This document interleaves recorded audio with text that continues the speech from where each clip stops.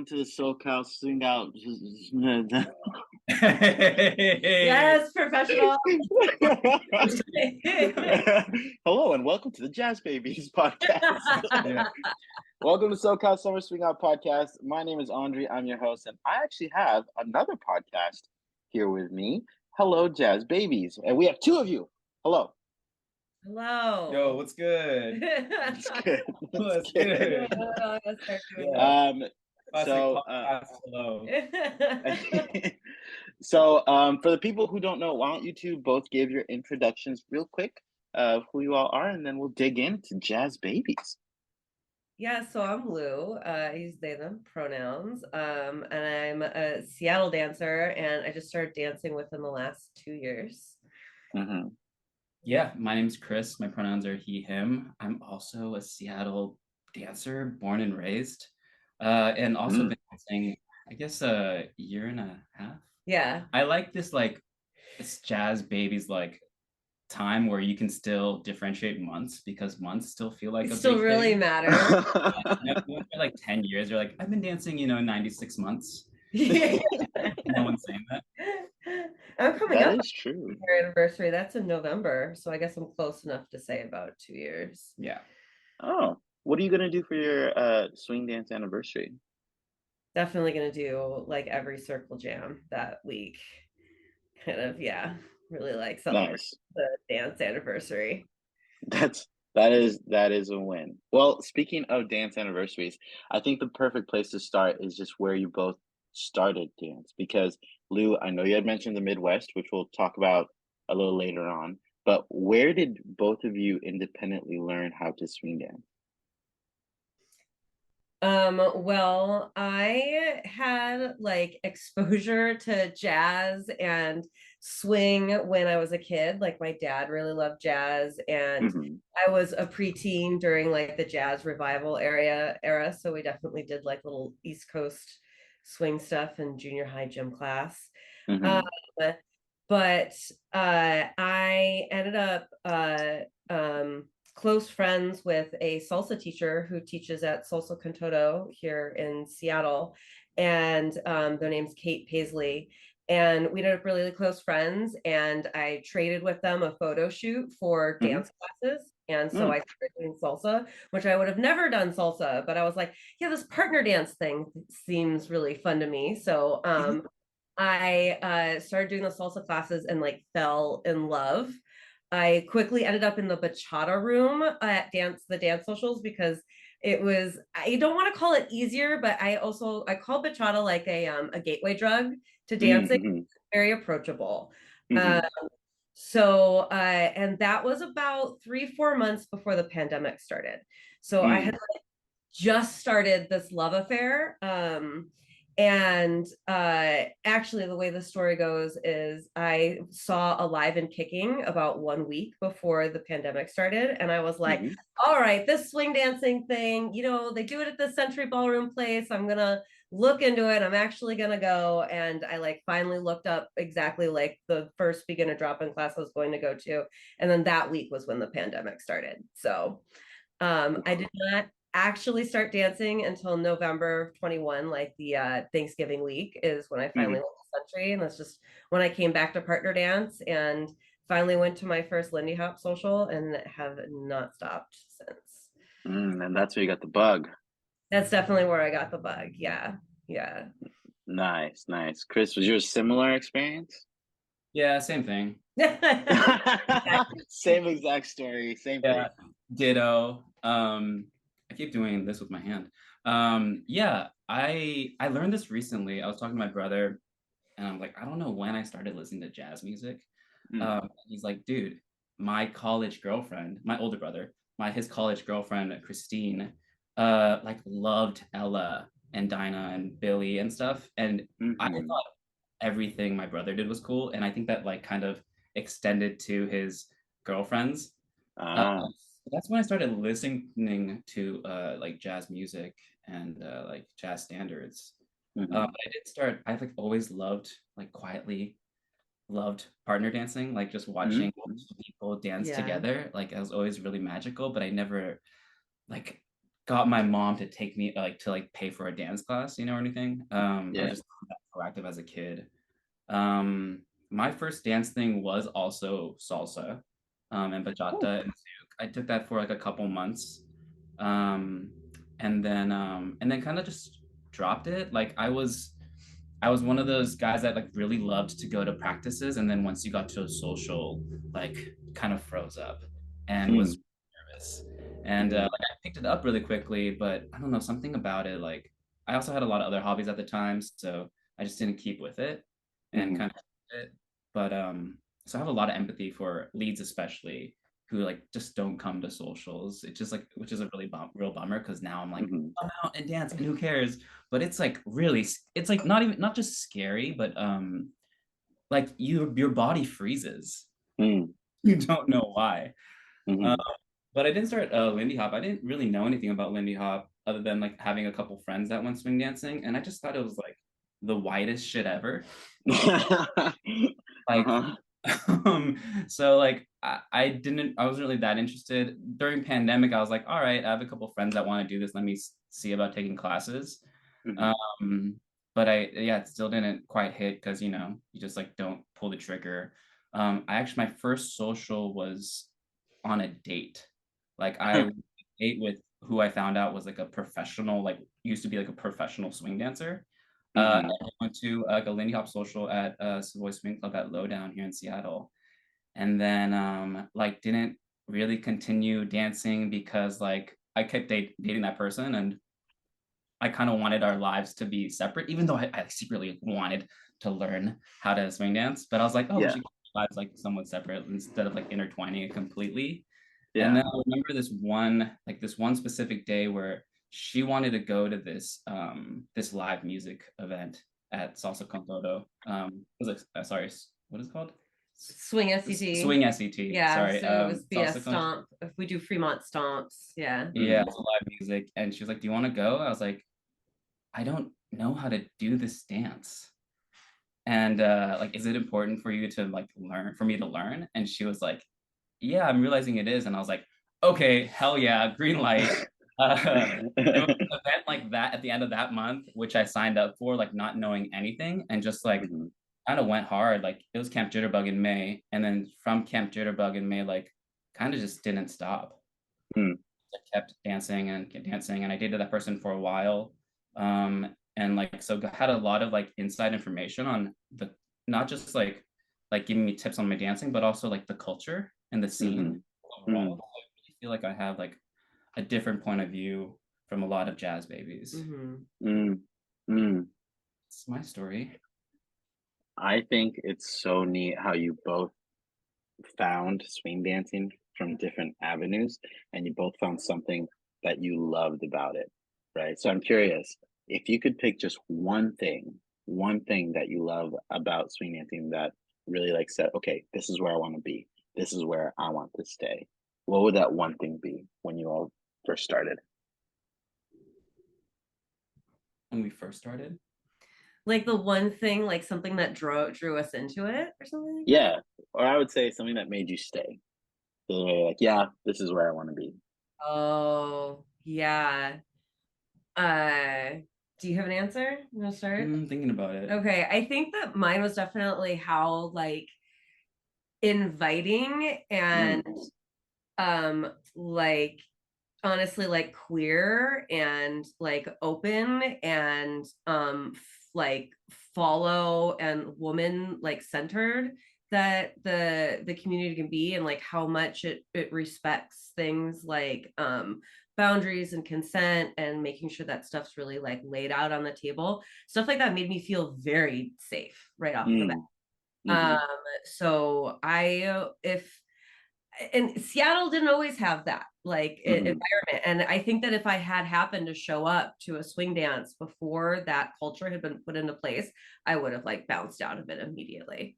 Yeah. mhm, mhm. So like the how safe it made you feel, that was a big proponent. Yeah, like it being in a swing dance community gives me permission to take up space. Mhm, And in most other communities, I'm always being told to be smaller. mm, mm. Whew, deep. That's a deep Yeah. one. That would definitely make me want to stay if I felt that safe for sure. What about you, Chris? Um, the music, Mm. I Mm-hmm. guess. Like I loved dancing salsa and bachata and zouk, and I do still like enjoy zouk music and Do you Latin dance music zouk in too? general. I took a couple zouk classes and I had like several really good zouk dances, which I can count on my hand. And I've always like kind of want to get my hair whipping and back into it. Um, Here with the hair whip and the angles and like Mm-hmm. the the connection arms. and like the maze of arms. That boom, boom, Yeah, yeah, yeah. boom. Like I've always like I do like that. I never felt like a salsa dancer. Mm. My 6 months of dancing salsa, I just like never it never hit for me really that hard. I very quickly felt like a swing dancer, Mm. Lindy Hopper for some like whatever it is, and it's the music that I've always wanted to be able to dance to. Mm. Yeah. Especially like the earlier music, I feel like if you're a jazz baby, it's easier to dance to like Shiny Stockings or whatever, something more lyrical that like you've just heard a lot growing up, or I've heard a lot Mm-hmm. growing up. And so yeah, when I was like finally able to dance to this music, it just like kind of clicked. I don't know what else to say. Yeah, I feel like you Mm. have like fun partner connection in a lot of other dances, and like a lot of gooey dancing in a lot of other dances, but like it's just I was like watching a bunch of different dance styles yesterday, like even like Latin hustle and West Coast and cumbia and like kizomba and stuff, and I just kept saying like, oh, I like this about that and I like this about that, but like I'm not like the music's not hitting me in the same way that Mm. swing has. Yeah. Yeah. Mm. Yeah. There is a punchiness to swing jazz. I feel like that draws people in, and you can't help but feel a source of joy, as opposed to when you hear other type of music. Sometimes, for me, when I hear bachata or salsa, I think fiery passion and a little bit of sensuality. But I'm not very big on Latin, so I could be completely wrong. But I totally get what you mean about the music. Yeah. No, I do love the that that that that that that that that. I love that. But there's something about like the ta ta ta ta Yeah. ta ta that also speaks to me. So Yeah, yeah, I hear you. Now, you mentioned like something that just clicked. When did you two click? How did you two meet? That Oh, would I be, sense a story. is there a funny I story don't to I don't us think meeting? so. I I don't don't think think there so. is. I don't I think think so. I remember getting really excited when we met. Well, first of all, we have someone in common that's kind of part of both of our dance stories. My friend Kate Paisley, who's a salsa teacher that Mhm. got me into dancing, was like learning to dance or like a part of the salsa team that you were on when you were dancing salsa Yeah. back then. So we like had that connection. So I can't remember, you like showed up at a swing SCT team one day or something like that, and then I was like, oh my god, this Chris guy, he really is like, he's good at this really fast, like and then I think it was my birthday soon after that, and Kate came out to the lowdown with me, and then Kate was like, oh my god, Chris. Like, so it was kind of more like we just met because we were in class, but then we realized that we had like this really important like friend, mutual friend in both Mm, dance mhm. stories. So that was something that kind of like joined us together. I really hope to have Kate on our podcast sometime too to talk about that. Yeah. That's really dope. Now, how did you go from like meeting each other, becoming friends to deciding, hey, let's start a podcast? I won't I know what you said during your first episode when I first heard it, but I want to hear it again, you know? I don't even remember what we said during the Yeah, I first don't episode. That's the remember one what we episode I said. have not re-listened to. Is the one with Chris and I. I mean, Lou and I are both creatives. Mm. So like we like I don't know, find some way to create or like make some type of art. I'm sure we love the sound of our own voice. Um, and like oh like I mean, you know what I mean. And like yeah, have a lot of like thoughts and want to get it out there and like are people thinking the same thing that I'm thinking? And like Mm. ask them my questions and get some answers. And I really felt like that was a Little Mermaid. Yeah, I caught that. That was good. I Lou gave me like eyes. That, like, they were I like, don't know what you're referencing. Yeah. That I way was there. I was there. I was right there with yeah, you. under the water over their head. So I don't know. I think Lou and I one time talked about. Okay, I don't know how it came up, but Lou and I think in both of our dancing experience early on, like kind of okay, not to like brag, but let's brag for half a second. Pick this up really quickly. I know that I picked this up really quickly, maybe because I did salsa for a little bit and I played drums growing up. And I was like coordinated with my body and I have some rhythm, so I picked it up quickly.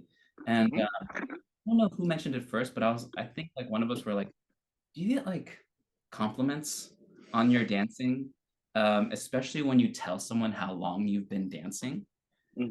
Because when you start dancing with someone as a baby, you like just talk because you're like, I don't know how to be comfortable in this close of a space. So Yeah, let me that's talk like a little bit. that's a question that I would kind of start accidentally asking people, like, "Oh, how long have you been dancing?" Just as like a small talk first question that I'd have, and then they'd Yeah. return the question to me, like, "Oh, how long have you been dancing?" And I'd be like, 6 months, and they'd be like, "What?"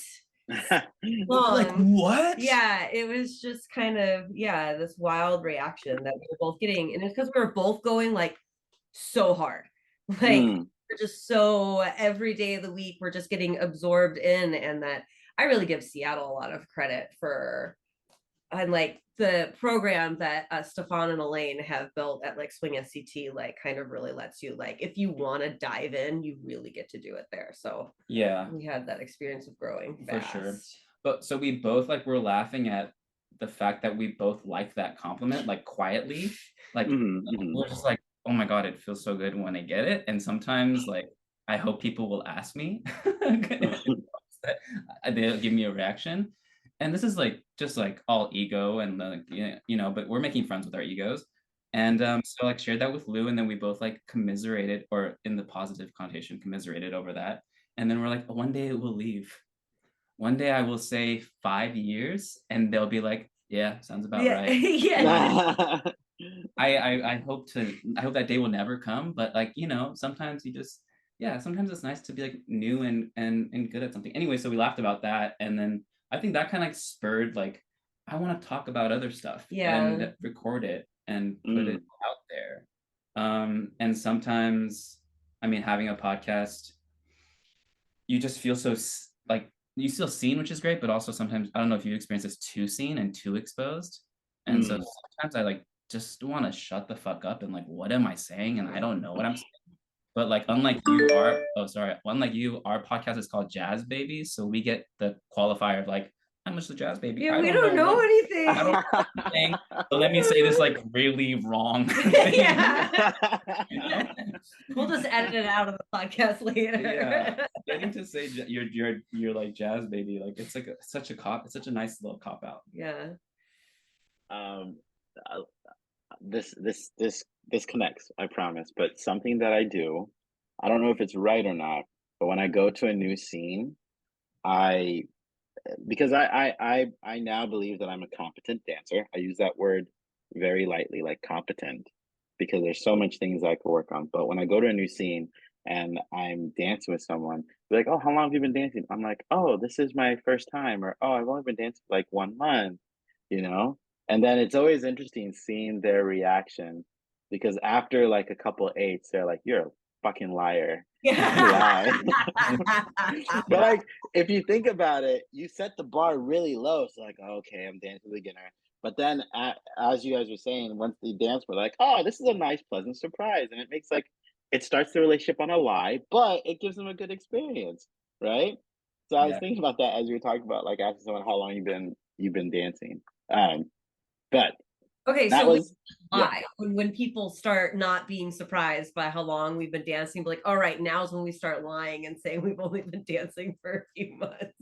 I mean, don't take that advice from me, but it's a pretty funny reaction afterwards, I will say.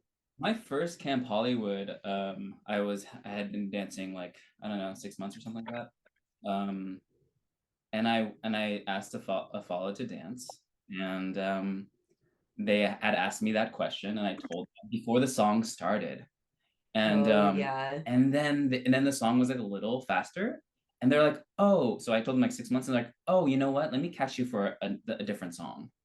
And Oh, like walked away. And I was like, oh. eh. Ah! And a part of me was like, no, I could fucking, you don't know, I can throw. Mm-hmm. I can throw. But anyways, that's just like a little bit of like She may have also shit on the just block. not wanted to dance a fast song and blah blah blah blah Exactly. blah And blah might have blah. danced But a song with someone else before me that was like shitty and was with a baby dancer that might be hurt her shoulder and she has a bad experience with that. So like walk away and protect yourself. And also, fucking what the fuck? Just No, I think that's important though because I feel like some people they do shy away from dancing with beginners, which is understandable and valid because especially if you're a professional and you don't want to rip your shoulder out, you it's know? just following. It's a different Mm-hmm. story. I will be on a dance floor and will sometimes get asked to dance by someone who is male presenting and is asking to dance, and I'll be like, "Oh, well, I'm really only looking to lead right now." And Mm-hmm. then if they're like, some of them are like, "Oh, I couldn't let a girl lead," and then they leave me alone. But some are like, yeah. And then I think that it's a really great experience for that Mm. dancer to then be like, following for somebody and getting that experience. But I that's actually a perfect segue into my next question is because I feel like in other dance forms it's relatively I can't even say if that's true or not. I feel like with the Lindy Hop scene, we're making really big strides in not gendering roles. Like leads and follows are no longer male and female. Like we say, if you're a lead, you're or your follow, and it does not have to be gendered. It can be either. I was curious on both your experience was considering how you've done Latin dancing and like whether it was really different from that or whether Latin C was doing that as well. oh man, Latin socials feel so different. Like Mm, I think that was maybe one of the reasons because I've spent some time in Latin socials before I came to swing socials, but like Latin socials still feel like all the guys out there are trying to get a date. mm, And mm, as the night goes on, they get more and more handsy and mm. pushy, and it feels very uncomfortable to be a feminine presenting person in one of those places. And if there's ever a thing where like two men are somehow in a classroom, like a drop-in, they suddenly get set up to dance with each other, like there's a man that's in the class and he has decided to follow there. It's so much more prevalent that men will be like, I refuse to dance with this man and stuff like that. It's like really, it gets sketchy like that pretty fast. Mhm, um mhm, um but then I came into like the swing dance world, and it's especially seeing it being so switchy, people of mm, all genders dancing all roles with each other, and then in the classrooms it's never like uh, role is never associated to gender, and even yeah, if it ever is, it's to mention that it's been in the past and that we're working on breaking it down. And mhm. I'm gender queer, non-binary. It's just like so important to me to have that in a community that I'm existing in. Oh, 150%. Yeah, and was that the same? Is Zouk the same, or do people in Zouk like are they more okay with switching? As much of a connection with the Zouk. I would, from my, I the Zouk people seemed a little bit more queer than Mm. yeah, but I don't. You danced some Zouk, so I couldn't yeah. really speak on a Zouk I feel like community. again, Zoot baby here. Jazz baby, Zoot baby, salsa baby, it all. Um, yeah, you see more, like undercuts or asymmetrical haircuts with Zook. And from how they present more like femmes dancing with femmes and Mm. Mhm. dancing with dudes. And yeah, that's was my impression with Zook. I also had a similar experience in salsa and bachata, maybe a little bit more like quote unquote boy girl dancing. And when I was taking classes, there wasn't a everybody lead, everybody follow mentality or even encouragement. And that was in 2016. Mm-hmm. Mm, mhm, One of mhm. the studio that I predominantly go to now, Swing SCT, and Salsa con Todo, which is the overarching dance company. They do promote ELEF, and Mhm. I'm doing like some teacher training right now, and they are trying to like really harp on it that even in beginner foundational classes, everyone gets a chance to do both roles. Mm. Yeah, the ELEF has been it's been like a big rise, which is awesome because I know a lot of people who find one role more, they identify more with one role than the other. And I've known some other people who are equal, like both. And giving them that space, knowing that they don't have to own a role, I think takes it further away from the gendered that swing dancing was in the past, where people are like, oh, I don't want to dance with a man because I'm a man. And oh my God forbid two men hold hands, right? So I'm glad that you both saw that positivity. Now, Chris, you brought up teaching. So this kind of goes into my next question because you both started dancing for like under 2 years. And this is a question I like to ask people who are like really getting into the scene. So my question is, what are both of your dance goals and what are both of your dance values? So, yeah, my dance values are definitely to be like a really cozy, comfy, clear lead. Like I just want to be a really safe space for whoever I'm dancing with. And it's just really important for me to like create space for other Mm, people that feels just safe and like they are allowed to take up space. Um, mhm, and I really value dance's ability. Like I kind of joke, and I'm going to say this is a dance value instead of a dance goal because it is a goal is quite lofty, but that dance can like break down the patriarchy. mhm, So it's been kind of like this main artistic representation of the fact that men have control over women's bodies, but mhm, we can turn that on its head just by like switching that up whatever way we want. And so I really like mhm. to embody that as much as I can. I think that's definitely a value of mine. Dance goals. I really want to learn the Tranky Do. I don't know the Tranky Do. It's Ah, the main goal of mine this year. And we're down to it's almost October and I haven't learned. I know that it starts with some like fall off the logs. I gotta uh-huh. get on that. Another dance goal I really want to teach. I super want to be a teacher. I want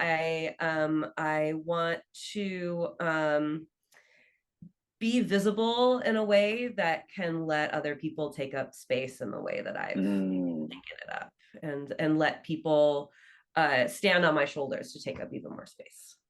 mhm, mhm. Oh, nice answer. Amazing. All Yeah. right, Chris. Yeah, my goals are always changing. Um, Mhm. I think right now, I literally outside on my deck, I have a tap board that I've made. I just picked up a piece of oak from Lowe's and strapped it to my Nissan Leaf, and I like really felt like a man today. I used saw. It was really great. Skill saw. Fuck, skill saw. Anyways, I have like sawdust in my under my nails, and I need to get them out. So I have a tap board outside. I bought some J Sams, and I'm taking a group class with Javon Miller, who's Mm, this mhm. tap dancer out here in the Northwest. So I'm getting into tap. I think I've been talking about like exploring other dance forms and seeing how that influences my Lindy. I want to start taking house classes as well. Um, and yeah, that's I guess one of my main goals. My other goal, and maybe I guess this kind of like leans into values. I heard someone say on the pod, I don't know who, I don't remember, on your podcast, SoCal Summer Swing Out podcast, available Mhm. on Spotify and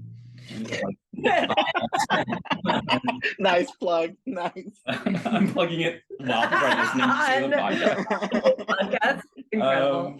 Yeah, someone's like, if you want more followers in your scene, you have to be a part of developing more followers on your in your scene. Mm, Something like that. And Seattle has a lot of, it's like a lead heavy scene. Mhm. So dancing with a lot of beginners, people who are just showing up to the dance for the first time, and yeah, making sure you're dancing with like a couple new people every night, or as many as you can.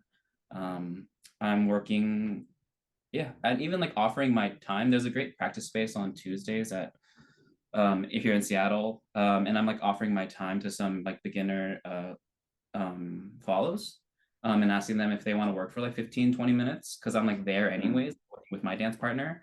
And so I've been telling my dance partner, hey, is it cool with you if I just like, cut out like 15-20 minutes here and there to like work with other follows, um, and like help them work on their stuff. And it also helps me and my understanding of the follow role. And I've been working on my following as well. So yeah, I think Mhm. my dance goals and dance values is like, if you want to see something, then be a part of making it happen, you know? Mm. Mhm. Uh, Mhm. like for real, like I really do believe that if I want to see more follows, if I'm hoping for more follows in Seattle, then one, I can follow, and that's great. And I find it so fun. Mhm. It's a blast. It's yeah, there's like it's like people say it's the better or funner position, and It is more I fun. think I agree with that too. yeah, I don't know. It has like a lot. I love it as well, equally. But then yeah, dancing with more people and like offering your time like where you can, um, to be the change you want to see in the world. You can Mm. quote me, Be the change you want yeah, to see in the world. and just Chris say no, and Yoon. just say no to drugs. Just say no to drugs. Yeah. That's I think something that you pointed out, something you mentioned about the communication with your dance partner. There was a podcast that you did on the Jazz Babies podcast, and you were Available talking on about Spotify, Apple Podcast. on all your streaming platforms. Yep, Yeah. links are. I am going to put your links down in the description for sure, because in one of the podcasts you were talking about your communication with one of your dance partners, and how you were viewing practicing one way and they were viewing practicing another, and how you both were able to resolve that. That was really cool for me because that showed that you all have interpersonal communication skills and emotional intelligence, which I think that's one of the coolest things to me in other people. And I was curious, how did you, this may not be like a dance question, but how did you and your partner or you both get to a point where you became that emotionally intelligent? How did that happen? How did that happen? Gosh, I don't know. Just being like a beautiful, empathic human being, I guess. Halo, angel wings. That was interesting. I used to be in a band and also in like a performing like Korean traditional dance troupe, and Hmm. travel like internationally. And so we would like, and so I just had this like culture of practice. And even when you go to a place, like when you're traveling and you're on tour, like we're practicing the night before the performance, like the morning of, like Hmm. minutes beforehand. So we're just like drilling and drilling. So when I went to that place with my partner Joanna Macrina Fitzgerald, we went to Lindy Bout, and they just like had a different understanding of what was gonna happen. Like when I get to Lindy Bout, I mean, for me, I was like, oh, well, we're gonna drill our shit when we're there, and like we're gonna practice before. We might skip a couple classes, so that we can Hmm. practice more. And they were like, I want to go like hang out near the water and take a water and explore. And I'm like, it's just like rainbows and butterflies and and practice, practice, right? And it's just like different vibes or expectations. And luckily, like we've just like been able to foster like a really good like communication dynamic. Hmm. Like where I'm just personally like, happy saying what I'm thinking. Hmm. Um, and instead of like holding it in and resenting someone for it, Hmm. I find that if I'm able to communicate it as like straightforward and like directly and lovingly as possible, Hmm. with all the Hmm. qualifiers in the world, like we can find some place in the middle and like, oh, that's what you were thinking. Oh, that's what I was thinking. And I think that starts from like when you're practicing together in the beginning, you're just like asking each other. I'm always asking like, hey, is this okay? Are you okay? Mm-hmm. I'm like, I'll give them feedback or they'll give me feedback and we'll just be like, well, are we in a place right now that we are able to hear that from each other? Sometimes Mm-hmm. I just need a snack and I'm just a little hangry and I can't hear feedback. And, like, he's been able to tell. And like when I look at her, sometimes I can see that she's like overwhelmed or like flooded. And like we just like take a break, do something that like is fun. Mm-hmm. Snack, grab some coffee, um, uh, like just do like a social dance together. But yeah, just meeting people where they try to do your best to meet people where they are, which I've heard a lot of people like say all the time, and Mm-hmm. hopefully like it's with like someone like that you get along with outside of just dancing, that you don't only have dance chemistry with, but you have like interpersonal just chemistry with. I think Mm-hmm. that's partnership in my jazz baby opinion.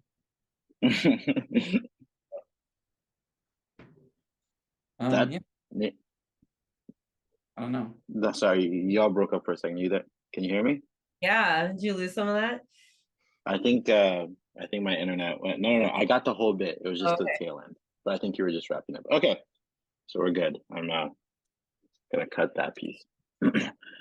Lou, how did you get to where you are in terms of your emotional intelligence? Because I could tell during our podcast, as I was listening to you, as you were asking me questions, that you are someone who's put in work. Yeah. Therapy, dude. Yeah, it's I've definitely been through, well, I guess if, putting in the work, I'll just be transparent about it as I'm an adult survivor of childhood abuse Mm, and neglect, and I've gone through DBT therapy to help like just really transform all that trauma, and it made me kind of like a emotional regulation ninja, and like mm, it's just made me someone that's really understand the way like people tick and how to be like effective on it, and to really be like empathetic and hmm. where I can. Yeah.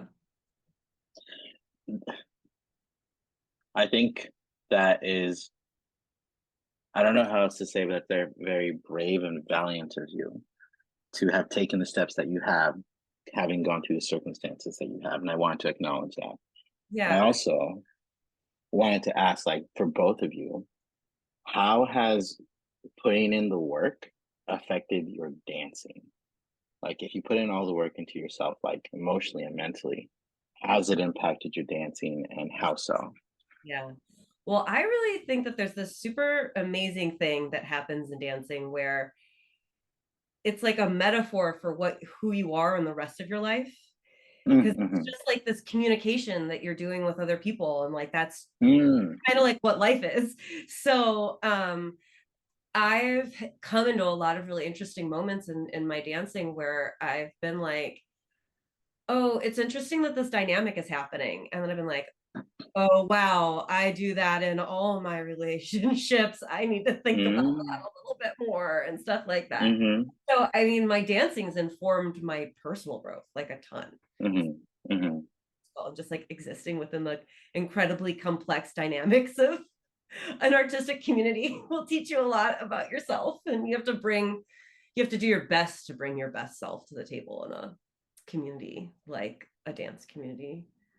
Yeah. mm, mm. I'm clapping for that. Yeah, for sure. Yeah, yeah, all of that, ditto. Um, yeah, I want to like. I was like, ooh, can we do a class on like dance empathy? It'd be Yeah, dance Mm. is a kind of like big a cool deal. topic Yeah. to do like a workshop on. Yeah, what was the question again? The question was how the work that you put into your emotional well-being and emotional health, how that's impacted your dancing. Um, yeah, I think it like naturally will make you a better dance partner as far as like working on things together, like with your towards your goals, just like improving your communication. There's this YouTube series with a lot of like pro dancers on it being interviewed. They're really short. They're like a few minutes. I've seen some. And I think the prompt is how to improve as a dancer. Mm-hmm. And I don't know if it's like Mimi Gunnarsson or who says it, maybe like Ramona or someone says, or maybe Elise. Someone says, let me just name more follows. She says, to be a better dancer, you want to work at becoming a nicer, better person. Ooh. And I think she got that advice from, I think, someone else.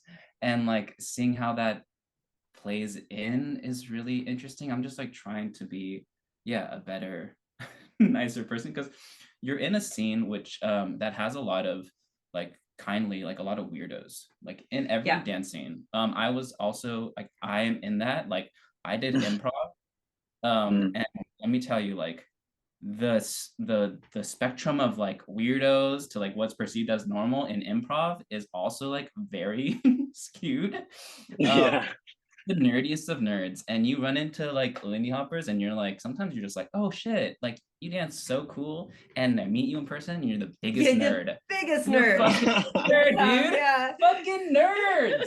And I'm like, yeah, it's why we feel right at home. I know.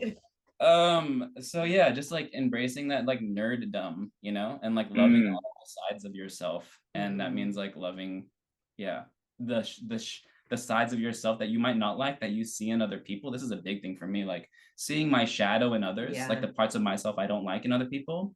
Like when I see that, like my initial reaction is like, run away, ignore, block them out, like and like being in these different types of communities, like I'm just trying to work at chipping away at those parts and like kind of just like, sitting there and like dwelling there and being like, okay, if there's like parts of you that like I cringe at because I'm cringing at the parts of me, like there's also parts of you that I'm like gonna be into, you know? Yeah. I'm like into myself.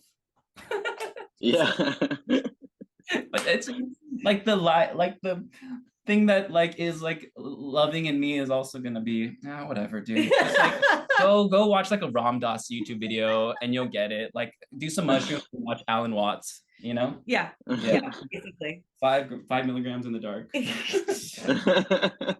I got you. I mean, I think that what you said is so powerful. Like, in order to become a better dancer, you need to become a better and nicer person. Which brings me to my question with Jazz Babies, because the Jazz Babies, you all are interviewing people in your community and people who are nice people, you know? So I guess my question is, who are the nice people who you've encountered in your dance journey that had a big impact on your dancing? And like maybe any events that they're organizing.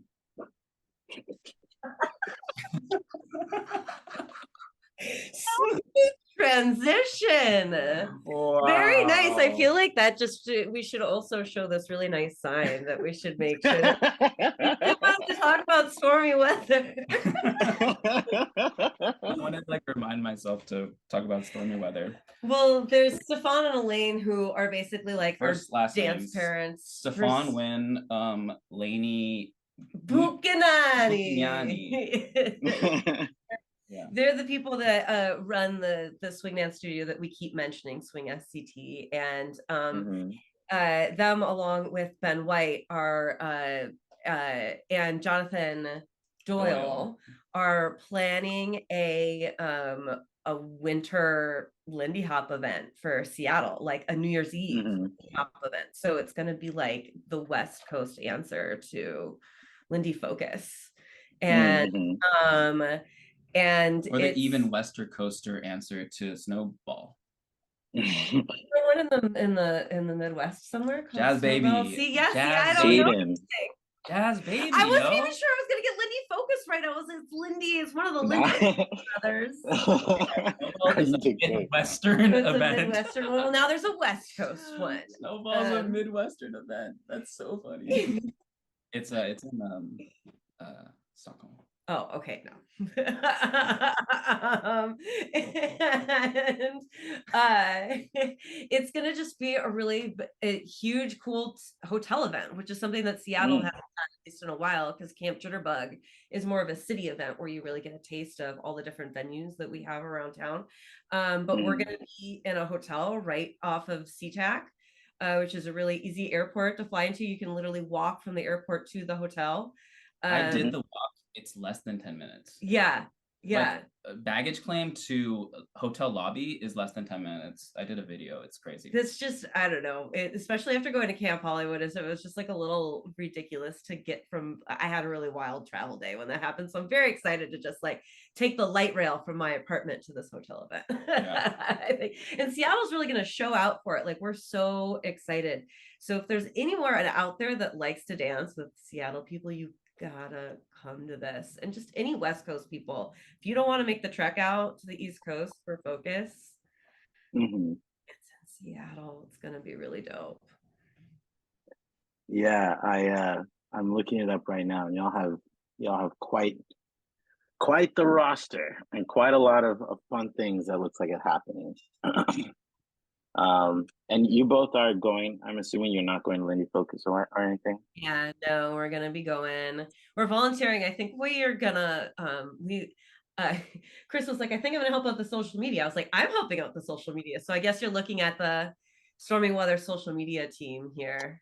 Hey yo, Some weird dumb jazz baby stuff. Yeah. Yeah. awesome. Yeah, you guys got some content. So just to give you all some information for those listening, it's December 29th to the 1st in Seattle. It's during New Year's Eve. They have Jonathan Doyle, Josh Roberts, um, and they have, oh man, so many contests. Open Lindy Strictly, Solo, Lindy Switch Strictly, Newcomer, and Open Lindy Social. Yeah. Damn. There's gonna be a lot of like live music late nights. I think there's also gonna be a Sydney Bechet night too. Like Jonathan Doyle is really excited about it. Mm-hmm. From what I hear, it's like it's real. Lainey talks about how it's like really Jonathan Doyle's like dream baby idea coming out. You know? Yeah, so it's really gonna be driven by music. And it's like Jonathan Doyle's like, I want to do all this music for a dance event, and like all of our dance organizers were like, you got it, Jonathan. Yeah, I think I saw a thread with people talking about, hey, where should I go? And Stefan jumped in and said, we gave Jonathan Doyle a huge budget. And so I was like, ooh, that's Yeah. interesting. And so I know that go ahead. I liked that thread that Nee put up. Oh, Like I didn't see when all this. the comments, like every Was Nee this was on like, well, hey, Facebook? where I'm trying to decide where to go this New Year's Eve, and everyone's like, focus, focus, snowball, snowball, and then they're like, stormy weather, stormy weather, stormy weather. But yeah, it's fun. There's like It's fun to starting read. to fight over the Yeah. dancers. Yeah. Yeah, it was but I think it's cool because there to be honest, like this is an expensive hobby that we have. And to travel to like another state or another country, it's a lot. And so having more events that are regional, when I mean regional, you mean like East Coast, West Coast, Midwest, that kind of stuff, it does make it more accessible for people who may not be engineers, like 90% of the swing dance community. And so I think who was it? I think one of the people on that thread was like, I think it's so cool that we have that many opportunities to do that. And it brought it back from like a go here, go here, go here to, hey, we're all a community and everyone's gonna go where it's best for them. That it's supporting all of these really cool events. Yeah. Yeah, what's that mentality? Like it's not starvation mentality. It's like a high tide, all boats rise in high tide. Yeah, but it's like a mentality that like, oh, there's like I only have so much when really there's if we have an abundance mentality, like with more events we can grow more dancers and like how big can this thing get again? I don't know. Yeah. Jazz Babies. I don't know what it was like before. Jazz Babies podcast, Spotify, Apple Podcasts. Yeah, merch. Printify. Check out our merch. Oh yeah, you all have merch. We're trying trying. Not yet. There were some like legal difficulties We're working that on we had it. with an image that We're gonna do some merch and stuff. Like we do technically have a t-shirt and a button for sale right now. But yeah, but like we're trying, we want to do merch for Christmas. As a graphic designer, I have a big, like, it's big, merch has a big place in my heart. I really want us to have some cool t-shirts. yeah. So Also, we'll get there. my friend is making a Jonathan Doyle t-shirt.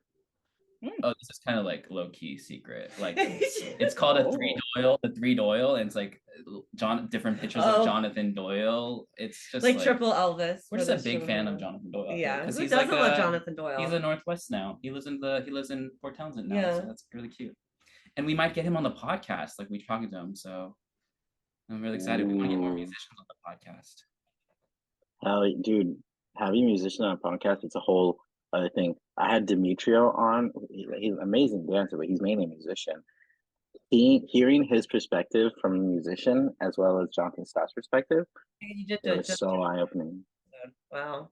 I have to go listen to those before we interview Jonathan Doyle. It's a yeah, sometimes you do 2 hour podcast. No, like, that was just one episode. I mean, Jonathan talks so much. A few 2 hour episodes. He talks so much. It's so wild. I don't get it. I mean, for this podcast, so Jonathan is a friend, and I knew he was gonna talk a lot. I think the original one was about maybe 3 hours, maybe 3.5, but he like cut out some chunks and it ended up being like only 2 hours. But all of that shit is so good coming from like a dancer who became a musician. Oh yeah, it's like gold. I was at Camp Hollywood and I noticed that he talked a lot between songs. Yeah, too. he's the one that does that. That's normal. Yeah. For him, I was like, what's going on? Yeah, I can only like be enclosed with my follow for so long, thinking that the next song is gonna start, and then I have to like release and be like, so like nice that you look great. How do you do your hair with the curls? Like how long that take? I'm like picturing right now, like holding your follow and then listening eagerly and then slowly inching away and then kind of like pulling one of these. I know, yeah. My hands like wet from like their sweat. Yeah. Yeah, I feel you. Well, we're getting close to the end of the episode, so I think we're gonna start wrapping up. But before we start wrapping up, is there anything else that you want to expand on from what we've talked about, or anything that we didn't touch on that either of you wanted to touch on? Yeah, there's some stuff that I kind of want to expand on about Chris. Actually, I don't know if this is like editing back in or anything like that. But one of the reasons I really wanted to start the podcast, because we talked about it for like 6 months before we actually started it. I really want to start it because Chris is so funny. We get into a lot of really good conversations and stuff like that, but Chris has like just really good comedic timing and can even when there's like kind of a dry conversation going on or something, he can bring in a clip that can make it be really funny. And that's, one of the main reasons why he really like wanted to collaborate with him on this. And I can only do that because Lou is so grounding and can talk about like things that I just don't know anything about. And like it's like a really great like back and forth. It's good. Personally. Good. Yeah, y'all's dynamic is really, really warm and welcoming. Like the duo. It's nice. Like when we did the podcast, it was so nice. I really enjoyed it. Glad that we can be that welcoming. I should have done this in my bathrobe. Oh, that would have been epic. I was like, let me put on a swing t-shirt or something. Yeah, has swing dance themed shirts on. Yeah. Oh damn. Oh, nice. Dope. All right. Well, we're gonna go into the ending questions. So I have 3 questions I ask all of my podcast people. So the first question is, where can people find information about Jazz Babies and both of you? I feel like I've said it like 19 times. On your Jazz Babies podcast on your favorite podcasting apps. So we're also Jazz Babies podcast on Instagram. And then I'm on Instagram, the 4_Lou. Yeah, I'm on Facebook and Instagram. My Instagram handle is 4_dancing_only. And then my normal Instagram is hummus control, which doesn't mean anything. Don't ask. It's just it's just fun words that sound nice together. Hummus control. And yeah, we have a Jazz Babies podcast Instagram as well. Yeah. And you can follow for more content like this. Like, comment, and smash that subscribe button. We have episodes coming out. I don't know if any. Haley Holt, who was at Camp Hollywood, who was the first person to like both lead and follow in a shag comp. Her episode's coming out, I think, next week. I also have a harangue episode coming out that's like in like more of a This American Life format, which we've done before. Yeah, and Lou's always like going back and forth from New Orleans to Seattle, so we get a lot of great like New Orleans jazz dancers perspectives as well. So yeah, check it out. All that information will be down in the description as well. And then the other question I wanted to ask is, what events are you going to between now and January 1st? Oh, Tracktown's not this weekend, but next weekend, which I think, again, Jazz Baby, I don't know, I haven't been to that many events, but I think Tracktown might be my favorite. It's so good. It's Shane and Mika and Nick run that out there, and it's in Eugene, Oregon, which is just the cutest little town, and this time of year in the Northwest is so great, and the music's really good, and the vibe is super good, and they are bringing in AJ and Latasha Barnes. I'm so excited. It's gonna be such a good, and then it's just like Seattle community comes out in droves, and we get group Airbnbs, and the parties are real good, and I'm so excited for Tracktown. Yeah, that whole crew over there is amazing, and they make it, and there's something to say about like regional events that are smaller and you really feel the town. Like I'll be vintage shopping, like clothes shopping at little like the stores, and Eugene is gorgeous, and you get like to really know the instructors in a different kind of context. And if you know Shane or Nick, like the music's gonna be fire. Okay. Dope. And I don't have any other events. Do you have any other events? I was gonna go to Gateway. Not going to that anymore. And then Stormy Weather. Stormy Weather.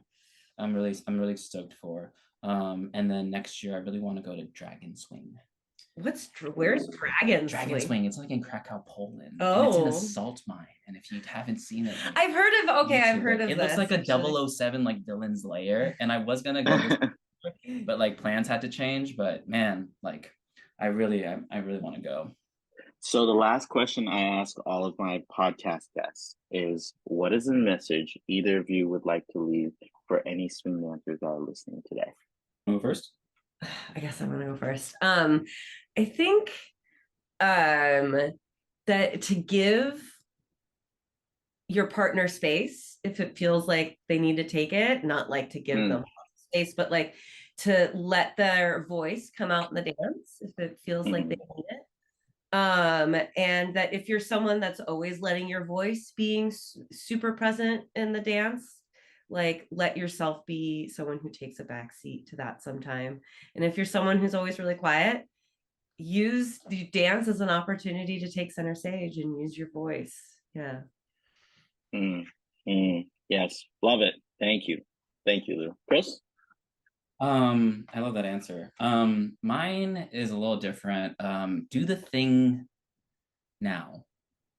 Don't wait for you don't have to wait for tomorrow. There's no like type of dancer that you need to become, or like there's no goals or like lofty ideals that you need to achieve before you can go be a social dancer. Sometimes when I'm in practice, I'll laugh. It's like we're working towards a thing, and I just say, to what end? Like we're working so hard at this, and I'm at a social dance, and I'm having so much fun, and I'm like, this doesn't have to be. Oh, gosh, am I explaining this right? Like, there's no like goal or type of dancer I'm trying to achieve or be, or there's nothing that will make me like be happier than I am right now compared to the dancer I'll be in 2 years. Like just being, this is good, right? Like right now is good. Enjoy every moment. Good. My friend Kyle, which Andre, I know you liked when he said this, but was like, if you think you're a bad dancer, or like categorize yourself in bad or good, like until you're this imaginary good dancer one day. Like, what do you do about all those dances that you had when you said you were bad or you think you're bad? Like, you're good now. You're having fun now. Like, be happy now. Yeah, and go to that event now. Don't. I had a couple friends that went to swim out, and they were unsure if they were gonna go, and I was like, go now. You might not be dancing in a year. Well, I kind of like, I thought if they went, they'd more likely to continue to dance. So I like wanted to push people to go. But like, I've been, in my life, like I've had a lot of different hobbies. And they've like passions that have really like grew huge and then like went away quickly because of circumstance. And yeah, if I'd say anything, like do the thing now and you're good now. And it's just this.